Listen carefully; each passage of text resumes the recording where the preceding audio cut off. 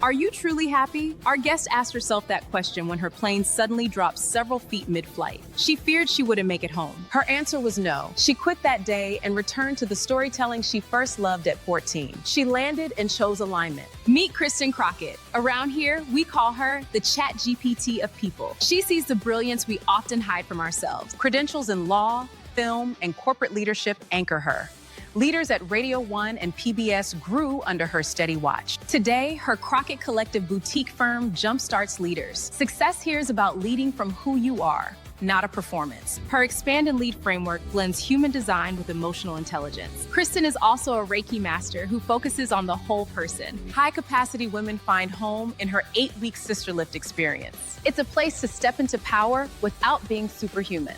Beyond the boardroom, she finds rhythm in live music. Travel and food with her husband keep her adventurous spirit fed. Our host, Sheryl, has worked with Kristen personally. Kristen mapped Sheryl's own energy wiring to help her lead with more alignment. Leadership shouldn't feel like a costume. It's an expression of your actual wiring. Let's explore that truth today. Kristen, welcome to It Starts with Joy. Thanks for joining us.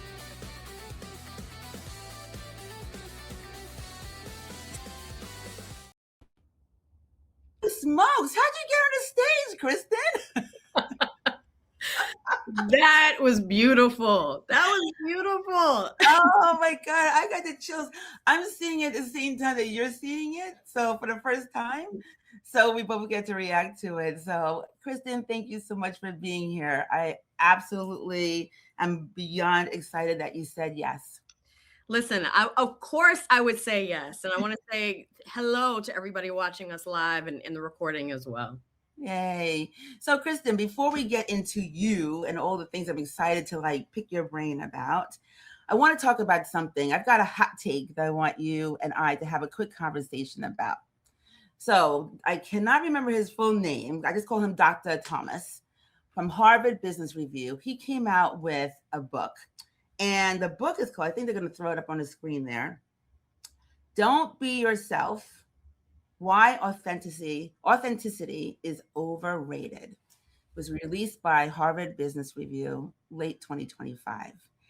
And that title alone just ruffles all the hair what little hair I have on top of my head just stood up when I saw this title. And I want to get a feeling from you. What do you think about when you see this title? Yeah, so have not read the book. We're just going on the title. Yeah. It makes me feel a couple of ways. The first thing is that's not true. But then when I start looking at the other side and understanding what some leaders have gone through in the workplace, I kind of see it as true as well, right? Because in every single, in toxic workplaces, people aren't ready for you to be who you are because they're always trying to bring you down, right? So that's a little bit about what you talked about earlier. That's true. Some of your managers. And so, but the other part about that is being 100% of who you are is not something that I necessarily preach either, because I am about feeling the room, right? Yeah. So when you come into the room, sometimes you have to adapt your energy. Obviously, if people are sad and grieving and you come in and you're like, hey, how's everybody doing? That might be authentic. It's not necessarily what's needed in the moment. And so really, when I hear, sometimes it's about adaptability, and shifting your energy is something that we have to do. So let me say that's how I feel when I see the title. Yeah. I'm following you. It's interesting because I caught a few clips. He's just now starting to get onto the interview circuit, the podcast circuit about the book. And one of the things that I was calling him Dr. Thomas, one of the things that he said was he wanted the title to say Why Authenticity is Overrated, but he wanted to say bullshit. Why authenticity is bullshit. But Harvard was like, bullshit's too strong. So they went with overrated. And I think it's just what I love about the fact that this book is out, even though the title itself ruffled my feathers a little bit, is that it sparks a conversation, right? Because in this world of AI, it's really, really important for everyone to know and understand that the human being is still very, very much a part of this story. Absolutely. Very much a part of the story. And so I think what he's saying is, if you walk into, if your authentic self is grumpy, judgmental, highly irritated, intolerant of other people and their opinions, when you're in leadership, you can't necessarily lead with that. Can't lead with that. And I'm aligned, because what I've been saying in my book is, if you can't come from that place of joy, why are you leading? Yeah. Yep. Did you agree? What do you think? Well, I think that there are people that we've all worked with, where some people are natural optimists and some people are always thinking about what can go wrong, right? But I do think that you need both people, right? Because sometimes, and I know for me, sometimes I'm like, okay, well, let me just do this. And then someone else might come in, on my team and say, well, what about this? And have you thought about this? And what about this? So sometimes you need people to kind of help you get grounded, whereas we also can help them experience a little bit more fun and a little bit more, off the cuff. Let's go ahead and be spontaneous. And so I think they're both needed, but down to your question about, why are you in leadership? The reality is just the systems that we have in place. A lot of people are placed in leadership because they're really great at what they do, and then they promote them, right? So it's not saying, are you good with people? Are you good with conflict? Do you know how to leverage your team's strengths? It's just saying you're really good. We're expecting you to be a great manager, and it just doesn't happen. So yeah, great point. System, Yeah, great point. There's a big difference too between leading and managing, for sure. Yep. But you said a word, and I want to transition now. Thank you for just chipping away at the hot take with me. I'm definitely gonna purchase his book and take a look and get a little bit deeper and see what Dr. Thomas is talking about. But you used the word, you said grounded.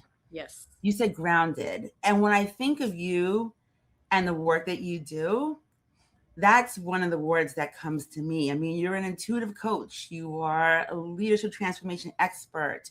You are a human design expert. You are so many things, Kristen, which is one of the reasons why I was so excited to have you on here. So I want to transition and give you an opportunity to talk about you. Like, who are you, Kristen Crockett? What makes you tick? What led you to this place? Give us. I want to know. That is a whole, that's a whole thing. I think for me, what led me here was almost every single leader that I had that was a leader and environment that was either toxic or incredible. All of those experiences led me to where I am. And so for me, I am a lot of different things. And that's one of the things is talking about human behavior. It's talking about, joy. It's talking about, our strengths.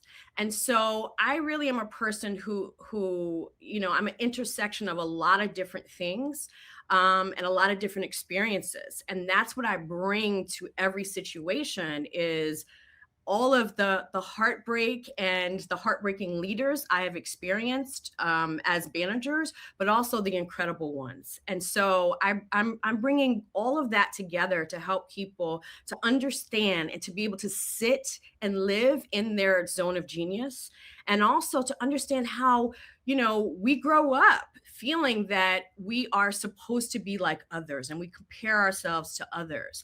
And I am asking people to let that go and to really live in their human design, how they were designed to operate and to be.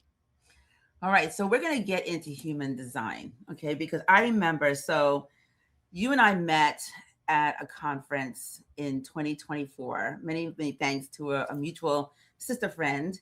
And then you and I, we just clicked. But I remember going to dinner at that conference, and you were sitting, we went to dinner and Dwayne was there.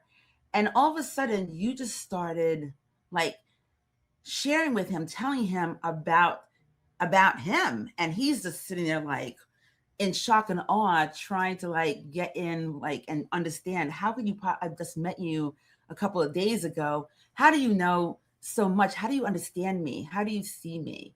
So can you talk about what that was and what human design is, and how that flows into your work?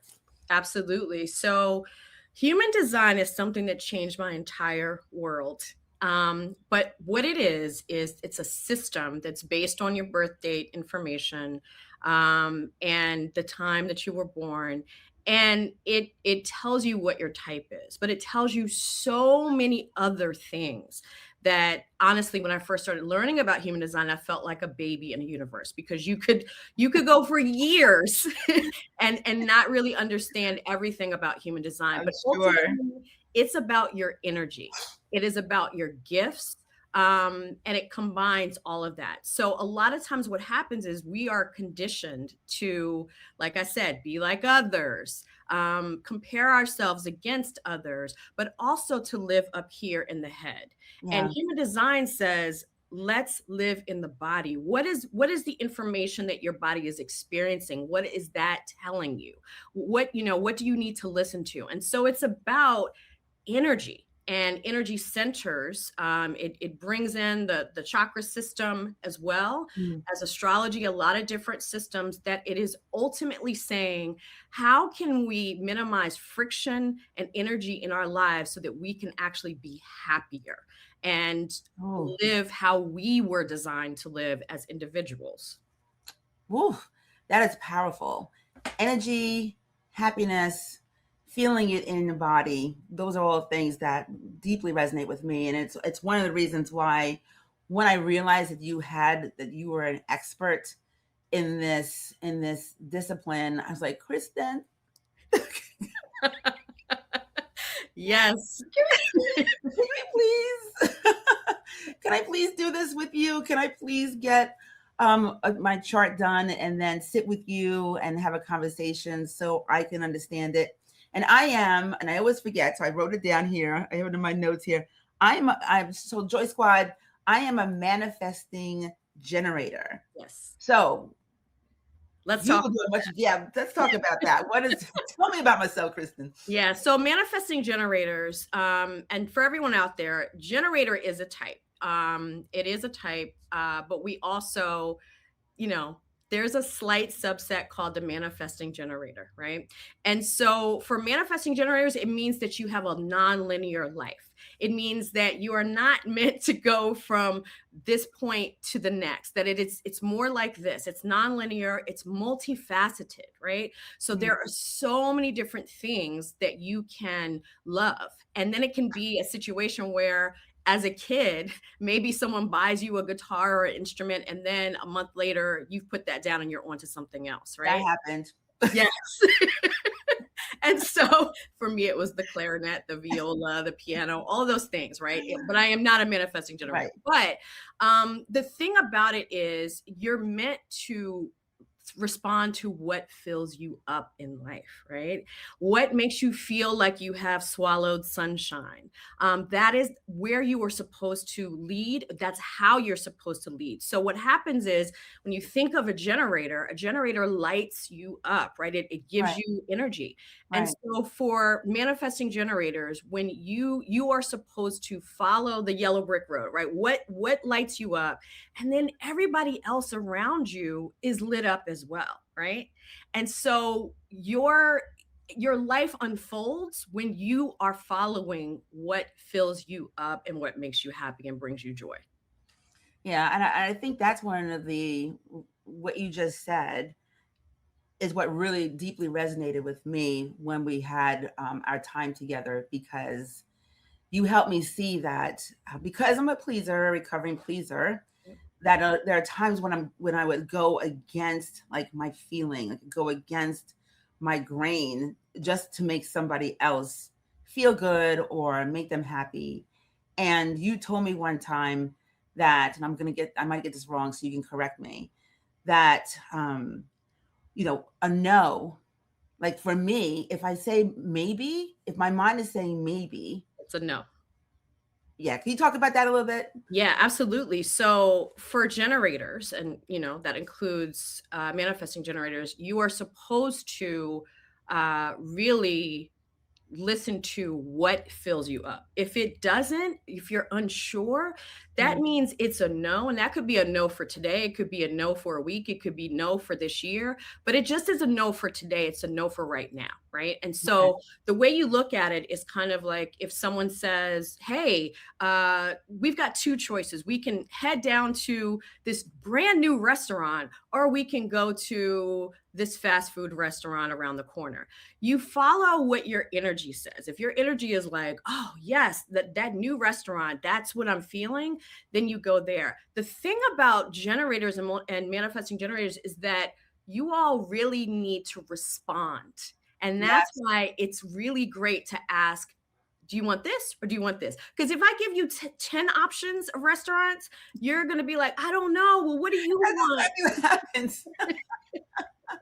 But if you can say two and you can respond to it, that's really what it's about. It's responding to two things. And so that's a great technique for people, is to have people say, would you like this or like this? Right? Yeah, yeah. Yeah. How does this manifest? Haha. How does this manifest in your work Yeah. with the leaders that you work with? Absolutely. So for me, when I first heard about human design, it was actually from a woman named Nadia on YouTube. And I feel like I'm sorry, not YouTube. She was on TikTok. Okay. Ah, okay. Nadia on TikTok. Um, Ultimately, my whole world changed. And I ended up signing up for a reading. And I honestly started crying because it was the first time that I felt seen from even being a child, because it was all the things that I knew that made me a little bit different, but now I had the language for them. Now I knew that I was not alone, that this is Yeah. just how I am. And so it's kind of like these little things out here that you kind of know, but it brings it together. And Wow. so for me, I knew it was life changing. And of course, I wanted to learn everything about it. And then you realize how massive, the subject is, right? Um, Huge. but I started experimenting with a few people, a few clients, and what I realized is that they love this more than any other aspect of coaching. And so now it's integrated into my framework. It's a part of coaching, and it's helping people to understand how they operate, and also how that's different from their manager, from their other Mhm. teammates. But it allows them to kind of understand who they are, because it also integrates your gifts. It talks about your gifts, and strengths is a really huge part of what I do. So Right. this is a natural connection to understanding and living in your strengths as well. Wow. I just love it. And I would urge and encourage folks who are out there to have your chart done and to spend some time with an expert. I would suggest highly Kristen Crockett, to find out how you are designed. Kristen, this is just the tip of the iceberg. I would absolutely love to have you back to dig in and talk some more about this, because I know that there are many different types of generators. I mean, sorry, many different types of design for us as human beings, and you're just incredible and so much to share right now. Thank you, Sheryl. Listen, it's been a joy, and literally, it's been I a have joy. one more question for you, though. Yeah. I have one more question for you. So I ask everyone who comes on the show, I want to know, right? I talk about joy as an operating system, and I love dancing, right? Dancing for me is a metaphor for joy. So for you, what keeps you dancing? Ooh, ooh. What keeps me dancing? Music. I absolutely love music. I think music can shift moods. It can shift Yes. your vibration. It can really connect people, make you feel deeply. And so I love live music. I Let's see, food. Like like going to meet different people and learning about different cultures and what, the history of their foods. I love that as well. So I think also museums are the things that, kind of bring all of that together. And I love art. So I would say those three things, especially if you have them together. Oh yeah. Connect that to travel. That's me. Yes. And we didn't talk about where you're from. Tell everyone where you're from. I'm from DC. I mean, what a perfect place for all those things, right? Music, food, and art. Kristen, I'm sure that many listening or watching are going to want to know, how do I get in touch with you? So give us your deets. So you can definitely find me on LinkedIn at Kristen Crockett. You can also find me at kristencrockett.com, where if you are interested in understanding more about human design, you can take a look at our services there and set up and to have a reading done with me. It's also a part of our framework in executive coaching as well. So those are the places where I hang out the most. You can also catch me on Instagram as well. Thank you so much. And I got to show, before I let you go here, Kristen has these love pills, and I switch them out all the time. I switched this one out today, Kristen, for you, because it says, I will celebrate myself. Yes. And I think that what we're talking about with human design and showing up as who we are, who we're wired to be, in a big way is celebrating ourselves. So I am celebrating you today, my friend. I love you. I thank you so much for being here today. Yeah, thank you so much, Sheryl, for having me on the show. And to everybody who's watching, thank you very, very much. We'll have you back if you'll come back. She said if I behave. Of course, say the word, I'll be back. Okay.